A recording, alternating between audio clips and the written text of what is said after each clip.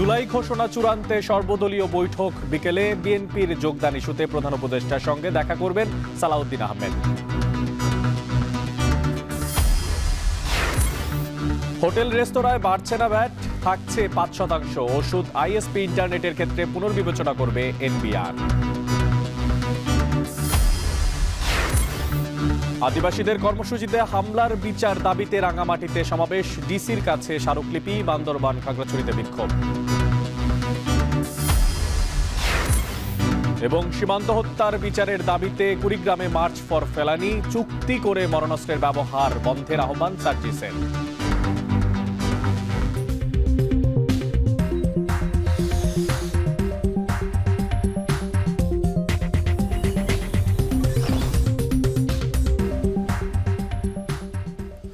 স্বাগত। এখন ঢাকায় পুরো আয়োজনে আপনাদের সঙ্গে আছি আমি মশিউর অনেক। জুলাই গণ অভ্যুত্থানের ঘোষণাপত্র চূড়ান্ত করার লক্ষ্যে রাজনৈতিক দল সহ অন্যান্য অংশীজনের সঙ্গে সর্বদলীয় বৈঠক ডেকেছে অন্তর্বর্তী সরকার। বিকেল ৪টায় শুরু হবে এই বৈঠক। এতে প্রধান উপদেষ্টা ডক্টর মোহাম্মদ ইউনূস এবং ৪ উপদেষ্টার উপস্থিত থাকার কথা রয়েছে।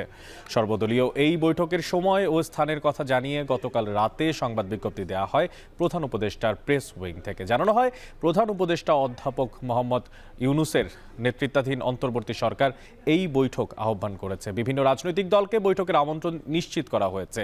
তবে বিএনপি এই বৈঠকের ব্যাপারে কি সিদ্ধান্ত নিচ্ছে তা জানাতে দলের স্থায়ী কমিটির সদস্য সালাউদ্দিন আহমেদ প্রধান উপদেষ্টার সঙ্গে দেখা করবেন বলে জানা গেছে। জুলাই গণঅভ্যুত্থানের ঘোষণাপত্র দেওয়ার জন্য বৈষম্য বিরোধী ছাত্র আন্দোলন ও জাতীয় নাগরিক কমিটির দেওয়ার সময়সীমা শেষ হয়েছে গতকাল।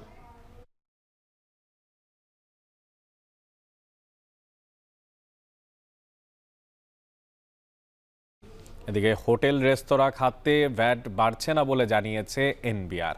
এই খাতে ভ্যাট আগের মতোই ৫%ই থাকছে। এদিকে গত ৯ জানুয়ারি রাতে শতাধিক পণ্য ও সেবায় আমদানি, উৎপাদন, সরবরাহ পর্যায়ে ভ্যাট ও সম্পূরক শুল্ক বাড়িয়ে অধ্যাদেশ জারি করে সরকার। তার মধ্যে রেস্তোরাঁর ভ্যাট ৫ থেকে ১৫% করা হয়েছিল। এছাড়াও ওষুধ ও মোবাইল খাতের ওপরও বাড়তি কর কমতে পারে বলে জানিয়েছে এনবিআর।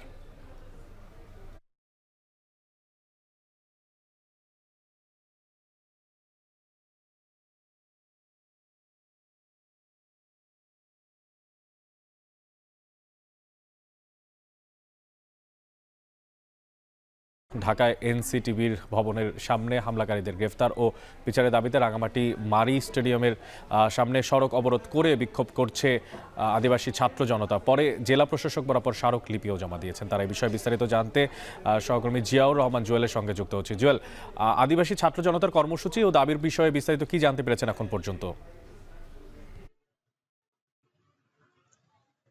অনেক আপনি জানেন যে গতকাল যে এনসিটিভি ভবনের সামনে দুই পক্ষের অবস্থানকে কেন্দ্র করে যে হামলার ঘটনা ঘটেছিল, সেই হামলায় বেশ কয়েকজন পাহাড়ি জনগোষ্ঠীর মানুষ যারা সেখানে গিয়েছিলেন প্রতিবাদ জানাতে, তখন হামলার শিকার হয়েছেন। একই সঙ্গে যারা ওখানকার আরেকটি দল ছিল, তারাও আসলে বেশ কয়েকজন আহত হওয়ার খবর গণমাধ্যমে ছড়িয়েছে। এই ঘটনার জেরে মূলত আজকে ৩ পার্বত্য জেলা রাঙ্গামাটি, খাগড়াছড়ি, বান্দরবানে সংক্ষুব্ধ পাহাড়ি ছাত্র জনতা আর আদিবাসী ছাত্র জনতার ব্যানারে মূলত এখানকার পাহাড়ি জনগোষ্ঠী তারা প্রতিবাদ বিক্ষোভ সমাবেশ এইসব কর্মসূচি পালন করেছেন। আমি সকালে কথাই যদি বলি, রাঙ্গামাটিতে আজ সকাল 10টায় জিমনেশিয়াম মাঠ প্রাঙ্গণ থেকে তারা একটি বিক্ষোভ মিছিল বের করেছেন এবং সেটি রাঙ্গামাটি জেলা পরিষদের সামনে হয়ে ঘুরে আবার জিমনেশিয়াম মাঠ প্রাঙ্গণের সামনে যে রাঙ্গামাটি মারি স্টেডিয়াম রয়েছেন, সেই স্টেডিয়ামের সামনে সড়ক অবরোধ করে তারা বিক্ষোভ মিছিল শেষে সমাবেশ করেছে। সেই সমাবেশে সংক্ষুব্ধ আদিবাসী ছাত্র জনতার যে নেতৃবৃন্দ রয়েছিলেন তারা বক্তব্য রেখেছেন। বক্তব্যের মধ্যে তারা যেটি বলার চেষ্টা করেছেন যে গতকালের যে ঘটনাটি ঘটেছে, এই ঘটনার জন্য তারা দ্রুত প্রতিবাদ জানিয়েছেন এবং দ্রুত বিচারের দাবি জানিয়েছেন। যারা হামলাকারী রয়েছেন তাদেরকে দ্রুত আইনের আওতায় এনে বিচার নিশ্চিত করার দাবি জানিয়েছেন। অন্যথায় পরবর্তীতে কঠোর কর্মসূচি দেওয়ারও হুঁশিয়ারি দেওয়া হয়েছে। এরপরেই 1 ঘন্টা ব্যাপী সকাল 10:30 থেকে 11:30 পর্যন্ত এই বিক্ষোভ সমাবেশ শেষে যে সমাবেশটি চলেছিল সেটি শেষে মূলত তারা রাঙামাটি জেলা প্রশাসকের কার্যালয়ে এসে একটি স্মারকলিপি দেওয়ার কথা রয়েছে। এখন পর্যন্ত তারা পৌঁছেনি। কিছুক্ষণের মধ্যে হয়তো তারা এসে সেই স্মারকলিপিটি দেবেন বলে আমরা জানতে পেরেছি। একটুখানি বলে রাখি যে একটি এনসিপিটি যে পাঠ্যপুস্তকে যে একটি গ্রাফিতি জুলাই আন্দোলনের যে একটি গ্রাফিতি ছিল, সেই গ্রাফিতিটি আসলে আন্দোলনের মুখে পাঠ্যপুস্তক কর্তৃপক্ষ যে সরিয়ে নিয়েছেন, তারপরেই মূলত এই ঘটনাকে কেন্দ্র করে যে সহিংসতা হয়েছে গতকাল, সেই প্রেক্ষিতে ৩ জেলে আসলে এই ধরনের একটি কর্মসূচি পালিত হচ্ছে। আমরা জেনেছি যে রাঙামাটি একই সঙ্গে খাগড়াছড়ি সরকারি কলেজ থেকে একটি বিক্ষোভ মিছিল শুরু হয়ে সেটি চেঙ্গি স্কোয়ারে গিয়ে বিক্ষোভ সমাবেশ করার কথা রয়েছে, সেটি সেখানে চলেছে। এরপরে বান্দরবানেও একই অবস্থা।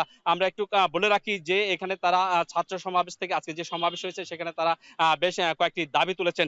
এর মধ্যে একটুখানি বলে রাখি, তারা যেটি বলার চেষ্টা করেছেন যে হামলাকারীদের অবিলম্বে আইনের আওতায় আনার দাবি জানিয়েছেন। একই সঙ্গে হামলায় আহতদের চিকিৎসার ব্যয়ভার সরকারকে বহন করার দাবি জানিয়েছেন। একই সঙ্গে পাঠ্যপুস্তক থেকে বাতিল করা সেই জুলাই গ্রাফিতি পুনর্বহালের দাবি জানিয়েছেন এবং আদিবাসী জনগোষ্ঠীর সাথে আলোচনা করে পাঠ্যপুস্তকে আদিবাসীদের সঠিক ইতিহাস তুলে ধরার জন্য তারা দাবি জানিয়েছেন এবং সংবিধানে সকল আদিবাসী জনগোষ্ঠীদের যে স্বীকৃতি দেওয়ার সেই দাবিটিও তারা জানিয়েছেন। এই দাবি এই দাবি পূরণের জন্য তারা সরকারের প্রতি জোর দাবি জানিয়েছেন। একই সঙ্গে এই দাবি যদি পূরণ না হয়, তারা নতুন করে আবারও ৩ পার্বত্য জেলায় নতুন কর্মসূচি ঘোষণার হুঁশিয়ারি দিয়েছেন। একটুখানি বলে রাখি, আজ সকাল থেকেই যখন এই ধরনের একটি পরিস্থিতি তৈরি হয়েছে, যে পুলিশ প্রশাসন, নিরাপত্তা বাহিনী এবং যারা আইন শৃঙ্খলায় যারা নিয়োজিত রয়েছেন, জেলা শহরের সবকটি গুরুত্বপূর্ণ স্থাপনায় এই পুলিশ, নিরাপত্তা বাহিনী এবং যে আইন শৃঙ্খলা বাহিনীর সদস্যরা টহল দিয়েছেন এবং তারা নিরাপত্তায় নিয়োজিত ছিলেন। যার কারণে এখন পর্যন্ত কোনো অপ্রীতিকর ঘটনার খবর আমরা পাইনি এবং কোনো অপ্রীতিকর ঘটনা ঘটেনি। রাঙ্গামাটি থেকে এই ছিল আমার কাছে সবশেষ। অনেক রাঙামাটি থেকে যুক্ত ছিলেন সহকর্মী জিয়াউর রহমান জুয়েল।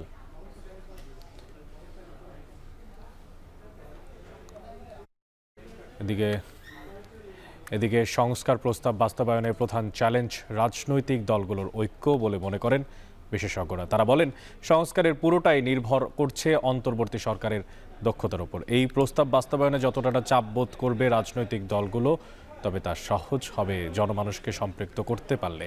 দেশের স্বার্থে গণ অভ্যুত্থানের মতো করে প্রতিটি পক্ষকে এক থাকার পরামর্শ দিয়েছেন তারা। বিস্তারিত জানাচ্ছেন আজহার লিমন। গণমানুষের সম্মিলিত প্রতিরোধে স্বৈরাচার পালিয়ে যাবার এই ছবি তৈরি করেছে সব খাতে ব্যাপক সংস্কারের আকাঙ্ক্ষা। সংস্কার কমিশনগুলো এই মানুষের প্রত্যাশা কতটা পূরণ করতে পারবেন, কোন খাতে কতটা সংস্কারের প্রস্তাব করবেন, এ নিয়ে গেল 5 মাস ধরেই ছিল আলোচনা। অবশেষে সরকারের হাতে 4টি কমিশনেরই সুপারিশ প্রস্তাব। সংসদে একদলীয় শাসন যাতে আর প্রতিষ্ঠা না হয়, একচ্ছত্র ক্ষমতার অপব্যবহারে যাতে একজন প্রধানমন্ত্রী স্বৈরাচারী না হয়ে ওঠেন, সব বয়সের, সব মত আর পথের মানুষ যাতে সংসদে স্থান পান, রাষ্ট্রপতি পদ যাতে আলংকারিক না হয়ে আক্ষরিক হয়, মানুষের অধিকার যাতে আরও সুস্পষ্ট সুনির্দিষ্ট হয়, এসব নিয়ে সংস্কারের যে প্রস্তাবগুলো এসেছে তা নিয়ে এখন আলোচনা সব মহলে। এই অনুযায়ী বাস্তবায়নের পথে সংস্কার কমিশনের এই সদস্যের কাছে প্রশ্ন ছিল, সরকারের কাছে জমা পড়ার পর এসব প্রস্তাব আসলে কোন পথে এগোবে? সরকার যেটা করবে, বিভিন্ন রাজনৈতিক দল বিভিন্ন স্টেক হোল্ডারের সাথে বসবে এবং এক জায়গায় হওয়ার জন্য সব সুপারিশগুলোতে ঐকমত হতে হবে। ঐকমত হলেই কিনা সেটা তখন বাস্তবায়নের রাস্তায় যাবে।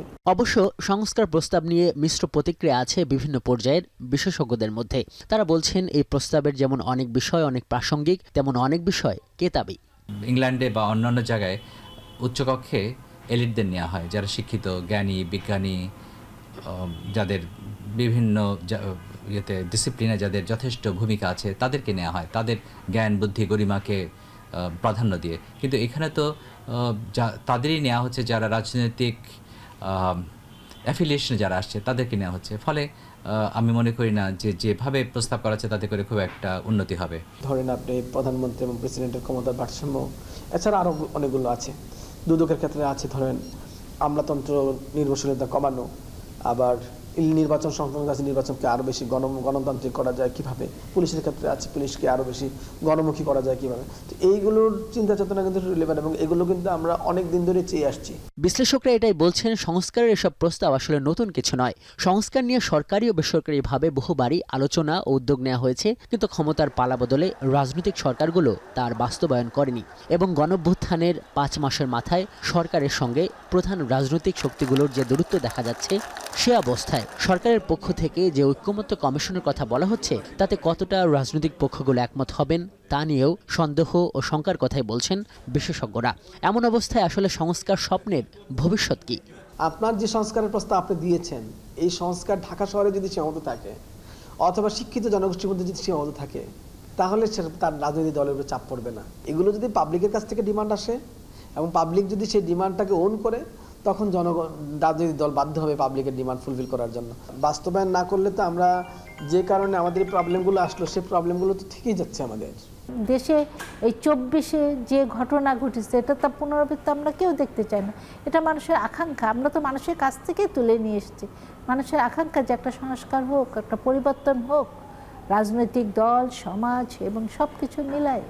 রাজনীতি বিশ্লেষকদের কথা এটা স্পষ্ট, বাংলাদেশ রাষ্ট্রের ভবিষ্যতের স্বার্থে সব পক্ষগুলোর একসঙ্গে কাজ করার কোনো বিকল্প নেই। কিন্তু স্বাধীনতার 54 বছরে যেভাবে নানা ইস্যুতে রাজনৈতিক ঐক্যমত্যের সংকট দেখা গেছে, তাতে সংস্কার কমিশনের এই সদস্যের প্রত্যাশা কতটা পূরণ হবে তার জন্য অপেক্ষা করতে হবে। ঐক্যমত্য কমিশন ঐক্য প্রতিষ্ঠায় কতটা ভূমিকা রাখতে পারে তার জন্য। আজহার লিমন, এখন, ঢাকা। 17 বছর পর আজ কারামুক্ত হচ্ছেন সাবেক স্বরাষ্ট্র প্রতিমন্ত্রী লুৎফুজ্জামান বাবর। তাকে শুভেচ্ছা জানাতে কেরানীগঞ্জের কেন্দ্রীয় কারাগারের সামনে নেতাকর্মীদের ভিড়। সেখানে থেকে সবশেষ জানাতে যুক্ত হচ্ছেন সহকর্মী সিফাত শারিয়া। সিফাত, জানাবেন যে বিএনপি নেতা ও সাবেক স্বরাষ্ট্র প্রতিমন্ত্রী লুৎফুজ্জামান বাবর কখন নাগাদ কারামুক্ত হতে পারেন, আর এবং এই যে 17 বছর তিনি কারাভুক্ত ছিলেন, তো সেই নিয়ে সেখানে যারা উপস্থিত জনবল আছেন, যারা নেতারা আছেন, তারাই বা কি বলছেন? সিফাত, আপনার কাছে সবশেষ কি তথ্য আছে?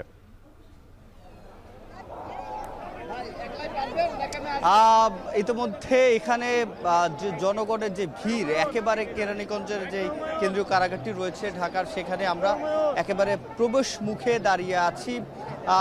তার যে সংসদীয় আসন, সেখান থেকে এবং সারা বাংলাদেশ থেকে নেতাকর্মীরা তাকে মুক্তির দিনে তাকে অভিবাদন জানার জন্য, তাকে গ্রহণ করার জন্য এখানে এসে উপস্থিত হয়েছেন। এবং আমরা যেটি দেখছি, এর আশপাশের এলাকায় নেতাকর্মীদের যে পদচারণা এবং নেতাকর্মীরা এখানে ভিড় করছে। আমরা দেখেছি যে বাসে করে অনেকের সাথে আমরা কথা বলেছি, তারা যেটি বলছে যে তারা একেবারে গতকাল রাতেই অনেকে এখানে এসেছেন এবং জানেন যে আলোচিত চট্টগ্রামের যে মামলাটি রয়েছে 10 ট্রাক অস্ত্র মামলা, সেখান থেকেই তিনি মুক্তি পেয়েছেন এবং এর পরেই আজকের তার দুপুর নাগাদ এখান থেকে তার মুক্ত হওয়ার কথা রয়েছে। এবং সাবেক স্বরাষ্ট্র প্রতিমন্ত্রী লুৎফুজ্জামান বাবর তিনি আজকে এই কেন্দ্রীয় কারাগার থেকে কারামুক্ত হবেন এবং ইতিমধ্যে বাবরের খালাসের যে নথি, সেটি এখানে এসে পৌঁছেছে বলে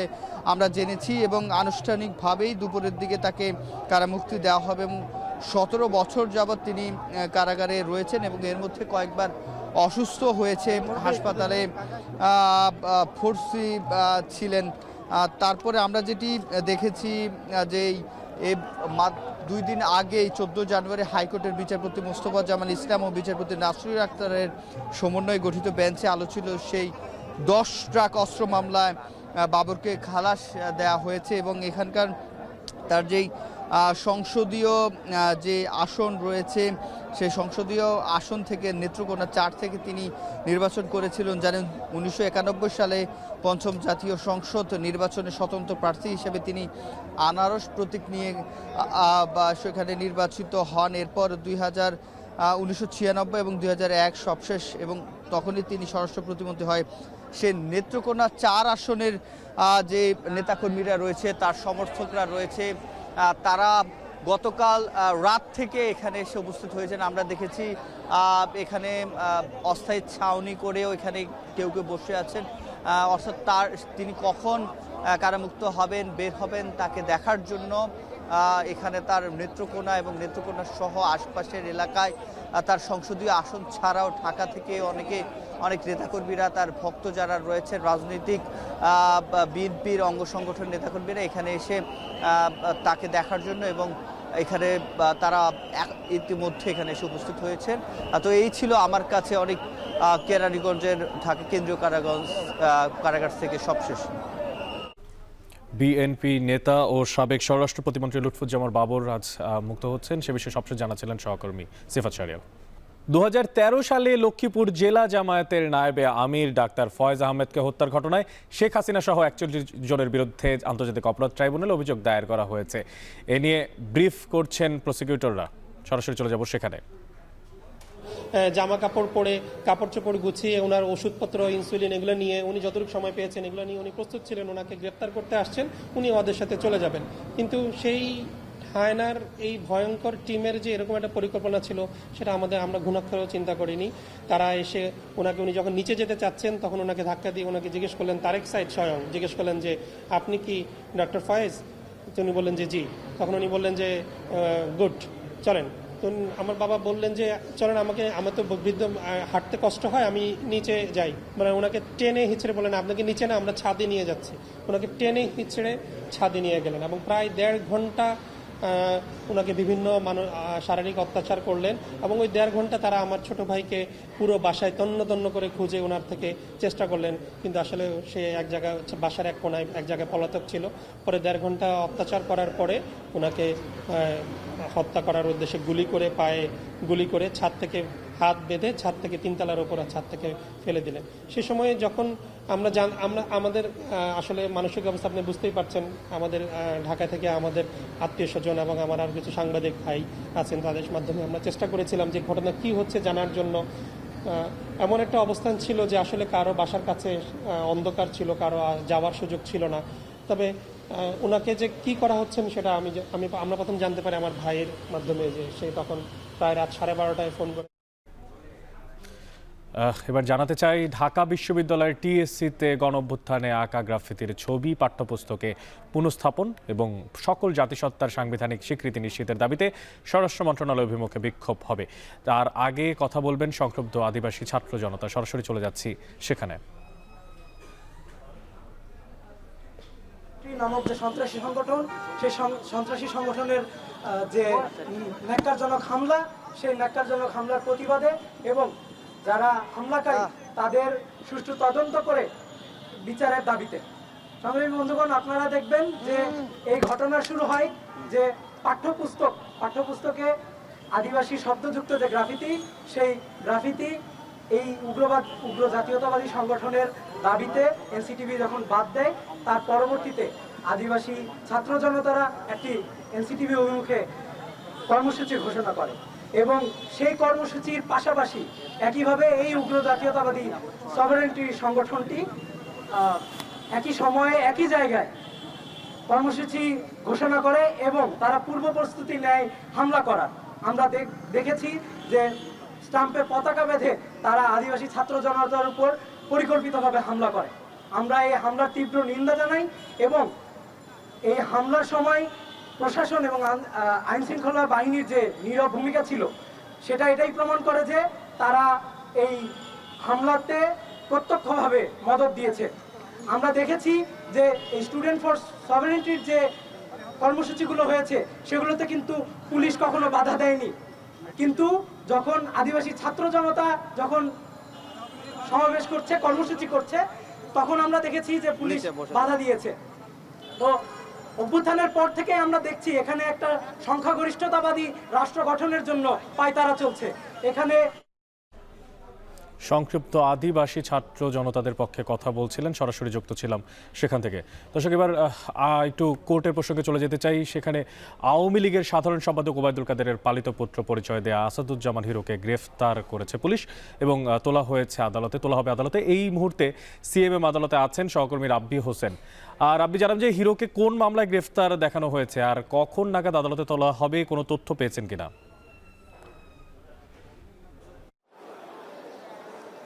অনেক আওয়ামী লীগের সাধারণ সম্পাদক ওবায়দুল কাদেরের পালিত পুত্র পরিচয় দেওয়া আসাদুজ্জামান হিরুকে গতকালকে গ্রেপ্তার করেছে গুলশান থানা পুলিশ এবং গ্রেপ্তার করার পর তাকে বাড্ডা থানায় হস্তান্তর করা হয়েছে। কারণ বাড্ডা থানার একটি বৈষম্য বিরোধী ছাত্র আন্দোলনের হত্যা মামলায় তিনি এজাহার নামেও আসামি, যার কারণে তিনি এখন বাড্ডা থানাতেই রয়েছেন। কিছুক্ষণের মধ্যেই তাকে আসলে অর্থাৎ দুপুরের পর তাকে ঢাকার আদালতে আনা হবে এবং তাকে রিমান্ড চাওয়া হবে কিনা এই বিষয়টি এখন পর্যন্ত আমরা জানা যায়নি। তবে পুলিশের পক্ষ থেকে আমাদেরকে যেমনটা আসলে জানিয়েছেন যে তিনি আওয়ামী লীগের ক্ষমতায় থাকা অবস্থায় ওবায়দুল কাদেরের পালিত পুত্র পরিচয়ে তিনি বিভিন্ন সময় চাঁদাবাজি, টেন্ডারবাজি, অর্থ লুপাট সহ নানা অভিযোগে অভিযুক্ত কিন্তু এই আসাদুজ্জামান হিরু, যার কারণে তাকে আসলে গ্রেপ্তার করা হয়েছে। এছাড়া তিনি বৈষম্য বিরোধী ছাত্র আন্দোলন যখন চলেছে তখন তিনি এই ছাত্র আন্দোলন দমনে, এই গণ অভ্যুত্থানের আগে তিনি এই আন্দোলন দমনে অর্থের যোগানদাতা ছিলেন আওয়ামী লীগকে, এমন অভিযোগ কিন্তু আমরা রয়েছে তার বিরুদ্ধে দেখেছি এবং পুলিশও কিন্তু তেমনটাই বলেছেন যে তার বিরুদ্ধে একাধিক অভিযোগ রয়েছে। এবং সবচেয়ে বড় জায়গা সেটা হলো যে বৈষম্য বিরোধী আন্দোলনের হত্যা মামলায় তিনি আসলে এজাহার নামেও আসামি। এই কারণে আসলে তাকে গুলশান থানা পুলিশ গ্রেপ্তার করে বাড্ডা থানায় হস্তান্তর করেছেন। আমরা পুলিশের সাথে কথা বলার চেষ্টা করেছি, তার মামলার যে ফরওয়ার্ডিংটি রয়েছে সেটি আসলে এখন পর্যন্ত আদালতে আসেনি, যার কারণে আমরা এখন নিশ্চিত করে আসলে বলতে পারছি না যে তাকে আসলে রিমান্ড চাওয়া হবে কি হবে না, বা ঠিক আসলে কোন অভিযুক্ত বা কোন অভিযোগকারীর মামলায় বা কোন বাদীর মামলায় তাকে আসলে গ্রেপ্তার দেখানো হয়েছে। তবে তার নামে কিন্তু বিভিন্ন সময় আমরা দেখেছি যে তিনি আওয়ামী লীগের ক্ষমতায় থাকা অবস্থায় চাঁদাবাজি, টেন্ডারবাজি, অর্থ আত্মসাৎ সহ নানা অভিযোগে তিনি অভিযুক্ত ছিলেন। তিনি ক্ষমতার অপপ্রয়োগ করেছেন এবং ওবায়দুল কাদেরের পালিত পুত্র পরিচয় দিয়ে নানা জায়গায় তিনি এই চাঁদাবাজি করেছেন বলে জানিয়েছে পুলিশের পক্ষ থেকে। এই ছিল আমার কাছে সিএমএম আদালত থেকে সবশেষ খবর। আওয়ামী লীগের সাধারণ সম্পাদক ওবায়দুল কাদেরের পালিত পুত্র পরিচয় দিয়ে আসাদুজ্জামান হিরুকে গ্রেফতার এবং আজকে আদালতে তোলার কথা আছে, সে বিষয়ে সিএমএম আদালত থেকে সবশেষ জানাচ্ছিলেন সহকর্মী রাব্বি হোসেন। জাতীয় নাগরিক কমিটির মুখ্য সংগঠক সার্জিস আলম বলেছেন, সীমান্তে আর কোনো লাশ দেখতে চায় না বাংলাদেশ। চুক্তির মাধ্যমে সব মারণাস্ত্রের ব্যবহার বন্ধ করতে হবে। সকালে কুড়িগ্রামে জাতীয় নাগরিক কমিটি ও বৈষম্য বিরোধী আন্দোলন আয়োজিত মার্চ ফর ফেলানি অনুষ্ঠানের শুরুতে এমন মন্তব্য করেছেন তিনি। দাবি করেন, ফেলানি সহ সীমান্তের সকল হত্যাকাণ্ডের সুষ্ঠু বিচারের মার্চ ফর ফেলানি মাধ্যমে 5টি দাবি উপস্থাপন করা হবে। কুড়িগ্রাম কলেজ মোড় এলাকায় স্বাধীনতা বিজয় স্তম্ভ থেকে লং মার্চটি শুরু হয়।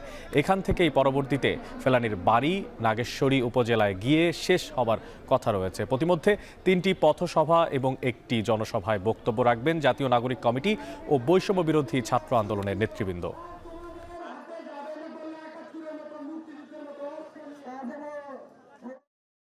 যদি কোনো রাষ্ট্রের সাথে কোনো রাষ্ট্রের সমতার, ন্যায্যতার এবং আত্মসম্মানের সম্পর্ক থাকে, তবে এক রাষ্ট্র কখনো আরেক রাষ্ট্রের একজন নাগরিককে এভাবে সীমান্তে ঝুলিয়ে হত্যা করতে পারে না। আমরা আর বাংলাদেশের সীমান্তে কোনো লাশ দেখতে চাই না। আমাদের বাংলাদেশের যত নাগরিককে ওই সীমান্তে লাশ করা হয়েছে তাদের বিচার আন্তর্জাতিক ট্রাইব্যুনালে করতে হবে। চুক্তির মাধ্যমে সকল প্রকার মরণঘাতী অস্ত্র ব্যবহার নিষিদ্ধ করতে হবে। দর্শক, যেমনটা জানাচ্ছিলাম যে মার্চ ফর ফেলানি আয়োজিত হচ্ছে এবং সে বিষয়ে বিস্তারিত কর্মসূচির আরও খবরাখবর জানার জন্য কুড়িগ্রাম থেকে এই মুহূর্তে যুক্ত হচ্ছেন সহকর্মী আমিরুল বাপ্পি। বাপ্পি, আপনার কাছে জানতে চাই যে এই মুহূর্তে এই যে মার্চ ফর ফেলানি সেই মিছিলটা বা সভাটা আসলে কোথায় অবস্থান করছে? 3টে অবস্থানে যাওয়ার কথা আমরা শুনছিলাম এবং পাশাপাশি জানাবেন যে ফেলানি সম্পর্কে এখন পর্যন্ত অংশগ্রহণকারীরা যারা আছেন বা এই সম্পর্কে কী তথ্য আছে সর্বশেষ আপনার কাছে? অনেক এই মুহূর্তে যে মার্চ ফর ফেলানি সেটি আছে সদর উপজেলার পাটেশ্বরী বাজারে এবং এইখানে প্রথম যে পথসভা হওয়ার কথা সেটি ইতোমধ্যেই শুরু হয়ে গেছে। এই মাত্র যারা আছেন এখানকার নেতৃবৃন্দ তারা কথা বলা শুরু করেছেন। যে নাগরিক কমিটির মুখ্য সংগঠক সার্জিস আলম তিনি কথা বলা শুরু করেছেন এবং আমরা দেখতে পাচ্ছি যে তার সাথে যারা জাতীয় নাগরিক কমিটির যারা অন্যান্য নেতৃবৃন্দ আছেন তারাও আছেন এবং বৈষম্য বিরোধী যে ছাত্র আন্দোলন তাদের যে নেতৃবৃন্দ আছে তারাও আছেন। এবং এই যে ফেলানি 2011 সালের 7ই জানুয়ারি কাঁটাতারের বেড়ার উপরে ফেলানিকে গুলি করে হত্যা করে বিএসএফ সদস্যরা এবং তারপরে তার দেহটি অর্থাৎ মরদেহটি 5 ঘন্টা সেখানেই ঝুলে থাকে এবং 30 ঘন্টা পরে বাংলাদেশি বাংলাদেশের কাছে হস্তান্তর করা হয় ফেলানির লাশ। সেই যে ছবি, সেই ছবিটি এখনো পর্যন্ত কুড়িগ্রাম সহ সারা দেশের মানুষের চোখে ভাসে এবং আমরা এই তারই প্রতিবাদে ফেলানি সহ সারা দেশের যে সীমান্ত হত্যা, সেই সীমান্ত হত্যা বন্ধ এবং সুষ্ঠু বিচারের দাবিতেই আজকে মার্চ ফর ফেলানি এই প্রোগ্রামটি অনুষ্ঠিত হচ্ছে।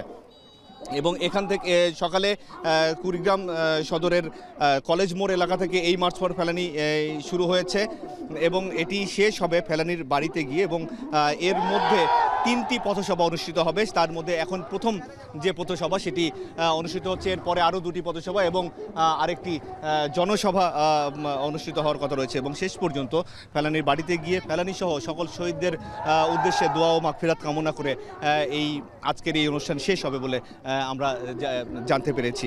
এবং এখানে যারা আছেন মুখ্য সংগঠক এবং সমন্বয়ক, তারা বলছেন যে এই ধরনের হত্যা যেন আর না ঘটে এবং সব যতগুলো হত্যাকাণ্ড হয়েছে সেটার সুষ্ঠু বিচার যেন অতি দ্রুত সম্পন্ন হয়, এটি দাবি রাখছেন এখানকার নেতারা, মূলত সার্জিস আলম।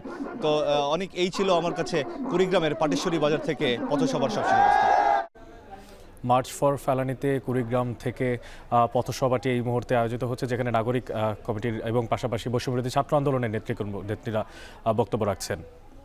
প্রবাহ শুকিয়ে খরস্রোতা নদী তিস্তা এখন শুধুই বালুচর। অভিন্ন এই নদী ভারতের অংশে বাঁধ নির্মাণ, পাশাপাশি একতরফা পানি প্রত্যাহারের ফলে উত্তরের জীবনরেখা তিস্তার এখন মরণ দশা। এছাড়া এর প্রভাবে উত্তরের বড় নদগুলো পানি শূন্য হওয়ায় নেমে যাচ্ছে ভূগর্ভস্থ পানির স্তর। চর জেগে নদী রূপ নিচ্ছে ফসলি মাঠে। এমন অবস্থায় দখল দূষণ রোধে আর ভারতের সঙ্গে পানির ন্যায্য হিস্সা আদায় না করা গেলে নেমে আসতে পারে ভয়াবহ প্রাকৃতিক বিপর্যয়। মোকাররম হোসেনের প্রতিবেদনে দেখবেন বিস্তারিত।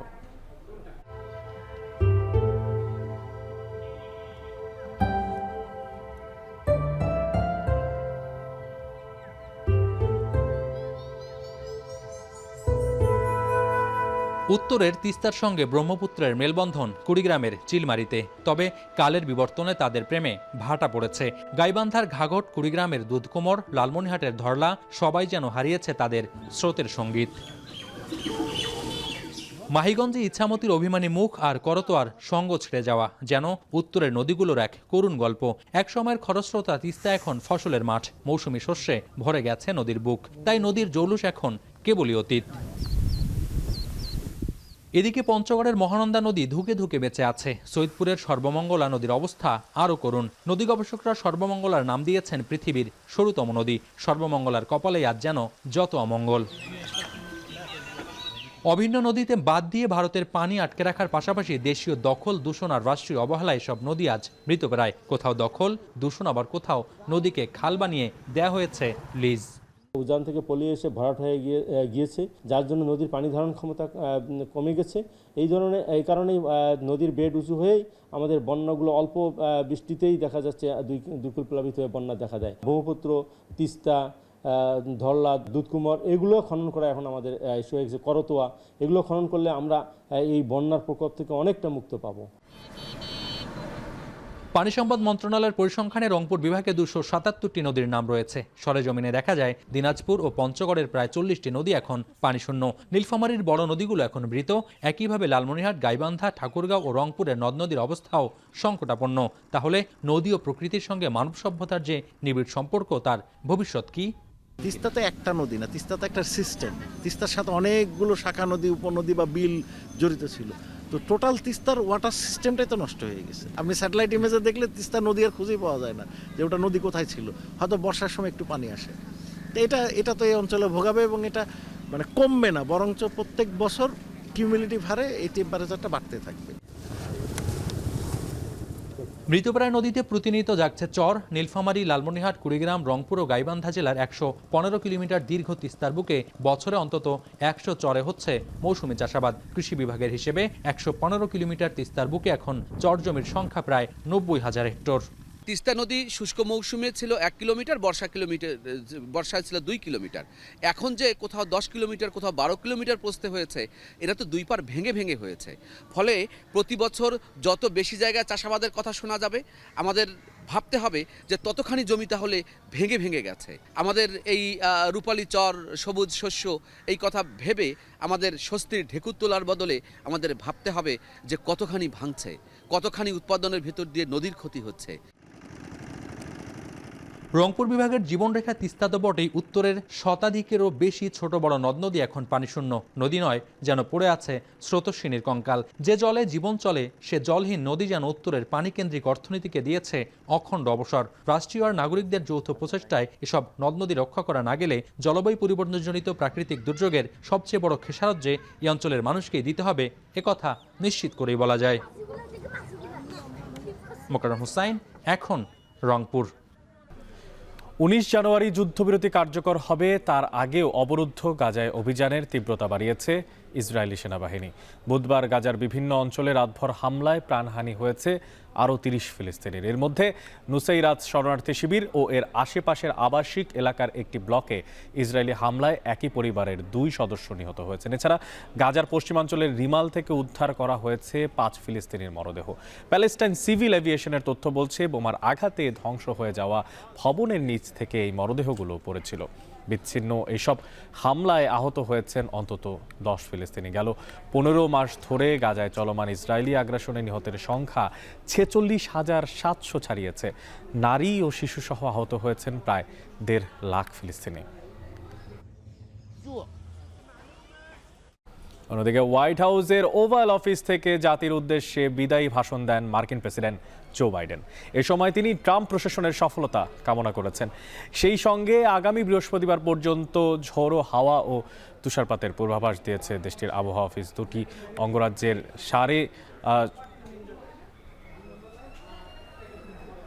সেই সঙ্গে আগামী বৃহস্পতিবার পর্যন্ত ঝোড়ো হাওয়া ও তুষারপাতের পূর্বাভাস দিয়েছে দেশটির আবহাওয়া অফিস।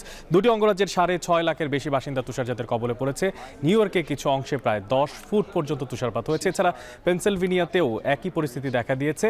আবহাওয়া পূর্বাভাস অনুসারে তুষারঝড় নিউ ইয়র্কের দক্ষিণের শহর বাফেলো লেক, অন্টারিও ও পেনসিলভেনিয়ার আশেপাশে কেন্দ্রীভূত ছিল।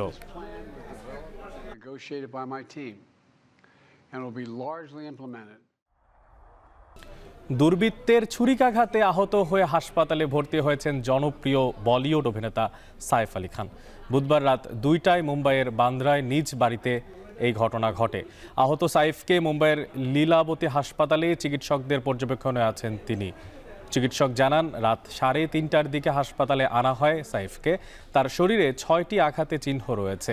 এরই মধ্যে 2টি আঘাত বেশ গুরুতর। মেরুদণ্ডের পাশেও একটি আঘাত চিহ্ন পাওয়া গেছে। অস্ত্রোপচারের পর তার শরীরের অবস্থা সম্পর্কে জানা যাবে বলেছেন চিকিৎসকরা। এদিকে এই ঘটনার তদন্ত শুরু করেছে মুম্বাই পুলিশ। ডাকাতির উদ্দেশ্য ছিল বলে প্রাথমিকভাবে ধারণা করছেন তারা। অভিযুক্তকে গ্রেফতারের চেষ্টাও চালিয়ে যাচ্ছেন বলে জানা গেছে। বান্দ্রা থানার পাশাপাশি এই ঘটনার তদন্ত শুরু করেছে মুম্বাই ক্রাইম ব্রাঞ্চ। এখন ঢাকা শেষ করার আগে শিরোনামগুলো জানিয়ে দিচ্ছি আরও একবার। জুলাই ঘোষণা চূড়ান্তে সর্বদলীয় বৈঠক বিকেলে। পিএনপির যোগদান ইস্যুতে প্রধান উপদেষ্টার সঙ্গে দেখা করবেন সালাউদ্দিন আহমেদ। হোটেল রেস্তোরাঁয় বাড়ছে না ভ্যাট, থাকছে 5%। ওষুধ, আইএসপি, ইন্টারনেটের ক্ষেত্রে পুনর্বিবেচনা করবে এনবিআর। আদিবাসীদের কর্মসূচিতে হামলার বিচার দাবিতে রাঙামাটিতে সমাবেশ। ডিসির কাছে স্মারকলিপি। বান্দরবান, খাগড়াছড়িতে বিক্ষোভ। এবং সীমান্ত হত্যার বিচারের দাবিতে কুড়িগ্রামে মার্চ ফর ফেলানি। চুক্তি করে মারণাস্ত্রের ব্যবহার বন্ধের আহ্বান সার্জিসের।